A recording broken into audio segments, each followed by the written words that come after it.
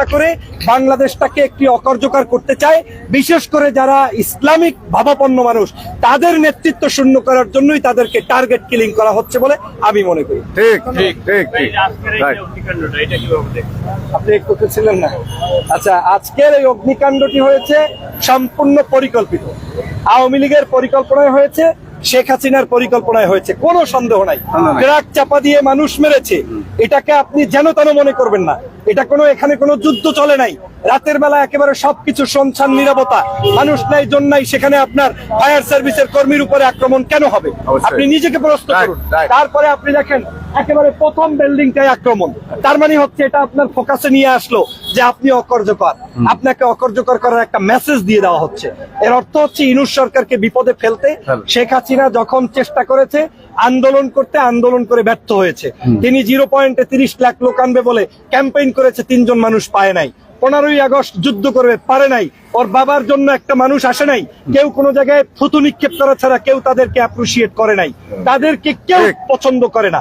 সেই অবস্থায় তিনি মনে করেন যে এখন বাংলাদেশকে যদি অশান্তি সৃষ্টি করতে হয় একটাই পথ, সেটা হচ্ছে এরকম আগুন দাও, গুম করো, খুন করো। সেই হিসাবেই আজকের মোদির পরামর্শে এই আওয়ামী লীগের শেখ হাসিনা এই অপকর্ম শুরু করেছে। রয়ের সম্পৃক্ততা গত 16 বছর পর্যন্তই বাংলাদেশের বিভিন্ন জায়গায় তারা বিচরণ করছে। এ নিয়ে আমরা বারবার বলেছি, বাংলাদেশটাকে ধ্বংসের জন্য গত 16 বছর যারাই অপকর্ম করেছে এর মূল নেতৃত্ব তারা দিয়েছে। পাশের রাষ্ট্র থেকে আপনি এবার দেখেন, আপনি 16ই ডিসেম্বর আমার দেশের বিজয় দিবস, ভারত কিভাবে লেখে যে বাংলাদেশের নামই নাই সেখানে, তাদের বিজয় কি করে দাবি করে? তার অর্থই হচ্ছে 1971 সালের স্বাধীনতার বিজয়কে এই ভারত মানতে পারে না।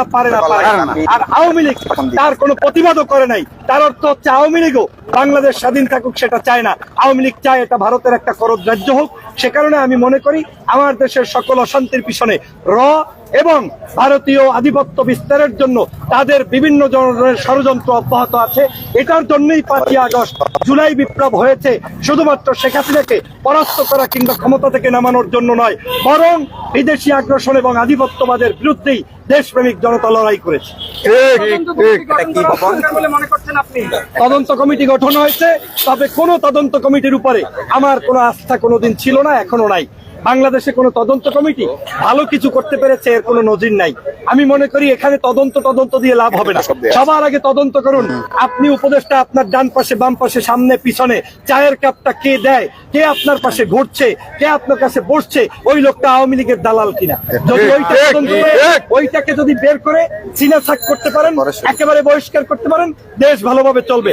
আর এখানে দরকার দেশপ্রেমিক যোদ্ধা, যে শহীদ হতে প্রস্তুত, যে দেশের জন্য লড়তে প্রস্তুত, ওই রকম মানুষদেরকে আপনার উপদেষ্টা কিংবা তাদের আশেপাশে কিংবা সচিব লেভেলে কিংবা আপনার প্রশাসনিক বিভিন্ন কাঠামোতে নিয়োগ দিতে হবে। না হয় দালাল দিয়ে আর যাই দালাল দিয়ে হবে না।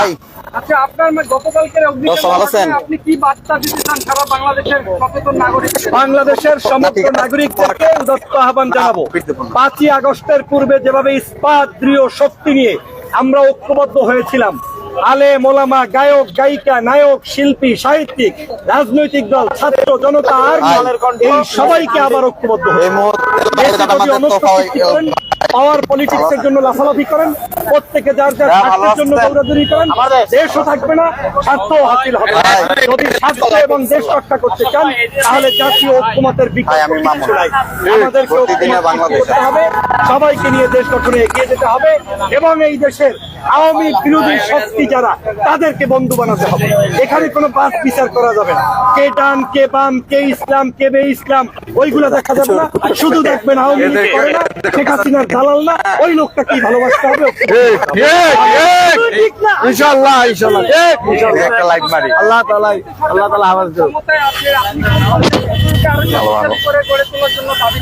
সবার আগে বাংলাদেশের এই মুহূর্তে দরকার স্বরাষ্ট্র মন্ত্রণালয়টা ঠিক করতে হবে। সবার আগে বাংলাদেশের এই মন্ত্রণালয়ের পুলিশ আপনার ডাইরেক্ট নির্দেশ দিয়ে দিতে হবে, 24-এ যারা খুন করেছে ওরা যেখানেই থাকবে সেখানেই ওদের উপরে আপনার আইন প্রয়োগ করে তারপরে তাদেরকে আইনের মধ্যে নিয়ে আসতে হবে। আপনি যদি তাদেরকে আইনের মধ্যে না আনেন, সব কর্নার দেখিয়ে কথা বলেন, ওই সব কথা বলার টাইম এখন নাই। কারণ 24-এর এই বিপ্লব সাধিত হয়েছে রক্তের উপরে ভিত্তি করে। অর্থাৎ রক্ত যেখানে গিয়েছে সেখানে এই সব কথাবার্তা মানায় না। আপনার সবার আগে করতে হবে আওয়ামী লীগকে গণহারে আগামী 24 ঘন্টা গ্রেফতার করুন, সব ষড়যন্ত্র বন্ধ হয়ে যাবে। আমি ডক্টর ফয়জুল হক দীর্ঘ প্রায় 6 বছর পর্যন্ত শেখ হাসিনার জন্য দেশে আসতে পারি নাই। নিশ্চয়ই আপনারা আমাকে অনলাইনে বিভিন্ন অ্যাক্টিভিটিসের সাথে দেখেছেন। ফেসিবাদ বিরোধী আন্দোলনের আমি একজন সামনে থেকে লড়াই করেছি, মানুষকে উদ্বুদ্ধ করেছি, অনলাইনে আমি কথা বলেছি। এই কথা বন্ধ করার জন্য শেখ হাসিনা আমার বিরুদ্ধে পররাষ্ট্র মন্ত্রণালয় দিয়ে সকল দেশের কাছে চিঠি পাঠিয়ে শুধুমাত্র আমাকে জঙ্গি ট্যাগ কিংবা দেশ বিরোধী দেশদ্রোহী ট্যাগ লাগানোর চেষ্টা করেছে। কিন্তু আল্লাহর মেহেরবানি আজ আমি ডক্টর ফয়জুল বাংলাদেশের সামনে, শেখ হাসিনা বাংলাদেশে নাই, তিনি কিন্তু চট করে পাশের দেশ ভারতেই চলে গিয়ে এটার একটাই কারণ ছিল, শেখ হাসিনা যখন দেখেছে বাংলাদেশে যারা আন্দোলন করছে, সংগ্রাম করছে, প্রত্যেককে পিটিয়ে হত্যা করে গুম করে নির্মূল করতে সক্ষম হয়েছে। কিন্তু একমাত্র যারা কথা বলেছে, এই কথা বলা ব্যক্তিদের মধ্যে যারা বিদেশ থেকে কথা বলেছে, তাদেরকে শেখ হাসিনা নিয়ন্ত্রণ করতে পারে নাই। সে কারণে শেখ হাসিনা ওদেরকে টার্গেট করে ওদের পাসপোর্ট পর্যন্ত বাতিল করতে চেয়েছে, কিন্তু সেটা পারে নাই। তারপরে তাদের বিরুদ্ধে বিদেশি এম্বাসিগুলোতে ইনফর্ম করেছে, গুম করার চেষ্টা করেছে, আমাকে পর্যন্ত কম্বোডিয়াতে গুম করতে ঘটনাস্থলে এসে দালালরা, কিন্তু আল্লাহ আমাকে রক্ষা করেছে। এভাবে করে তারা আমার কন্ট্রোল করার জন্যই মূলত তারা এই আক্রমণ করেছিল। কিন্তু আল্লাহ পাক যতদিন বাঁচিয়ে রাখবেন ততদিন ন্যায়ের পক্ষে, দেশের পক্ষে, সৎ মানুষের পক্ষে কথা বলেই যাবেন ইনশাআল্লাহ। ইনশাআল্লাহ ইনশাআল্লাহ অবশ্যই অবশ্যই।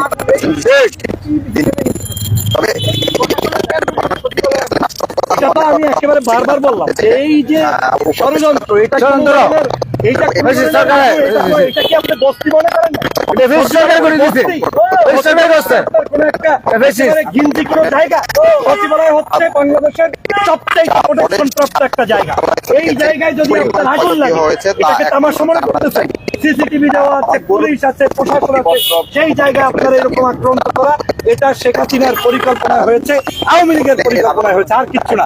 এগুলো আওয়ামী লীগের দোসরদের কাজ। কারণ তারা যখন দেখেছে বাংলাদেশে আন্দোলনে আর ওদের সাথে কেউ থাকবে না, তখন তারা সিদ্ধান্ত নিয়েছে চিন্ময়কে কেন্দ্র করে হিন্দুদেরকে উস্কে দেওয়ার জন্য। তারা চেষ্টা করেছে কানুনা কি নাম, কুমিল্লার একটা উপদ্বীপ কি সাজছে এখন আপনার বাংলাদেশের কি বলে এটা মুক্তিযোদ্ধা সাজছে, এগুলোকে নিয়ে একটা নাটক করা, সিনেমা করা শুরু করেছে। আবার এই আগুন টাগুন দিয়ে অস্ত হচ্ছে। তারা চায় যে কোনো মূল্যে ডক্টর ইউনূস বিতর্কিত হোক, ডক্টর ইউনূসের সরকার বিফল হোক এবং বাংলাদেশের জনগণের মধ্যে একটা বিভ্রান্ত তৈরি হোক। এজন্যই এই অপকর্মটি তারা করে। এখানে একটা বিষয় আমি জানতে চাবো যে আমরা শুনলাম যে আমরা যদি আপনাদেরকে দেখানোর চেষ্টা করি তাহলে দেখতে পাবেন যে আমি বারবার বলছি যে ট্রাক চাপায় তো মারা হয়, ট্রাক চাপায় অ্যাক্সিডেন্ট করে নাই। এটা হচ্ছে ওই ট্রাক চাপার ওই ড্রাইভার, আপনি খুঁজে বের করবেন ওর মালিক এবং ওকে রিমান্ডে নিলে আপনি দেখবেন যে খুঁজতে খুঁজতে আওয়ামী লীগ এবং শেখ হাসিনা পর্যন্ত পৌঁছে যাবে। এমনও হতে পারে ওদের একটা সিন্ডিকেট, 4-5 জনের একটা সদস্য, কেউ ভিতরে থেকে ফোন করেছে, কেউ সামনে থেকে বলেছে আগুন নিবানোর জন্য কেউ আসছে, ওকে মেরে দাও, এরকম করে চক্রান্ত করে ড্রাইভারের মাধ্যমে ওই ভাইটাকে মেরেছে। আল্লাহ তার জান্নাত নসিব করুক। একজন দেশপ্রেমিক, আমাদের এই যে আগুন নিবারণের জন্য ফায়ার সার্ভিসের কর্মী হত্যা হয়েছে, এটা কোনোভাবে মেনে নেওয়া যায় না। কিন্তু আজ এভাবেই হচ্ছে। অতএব এই সবকিছুই একটা ষড়যন্ত্রের মূল নকশার মধ্য থেকেই করছে। এই ষড়যন্ত্রের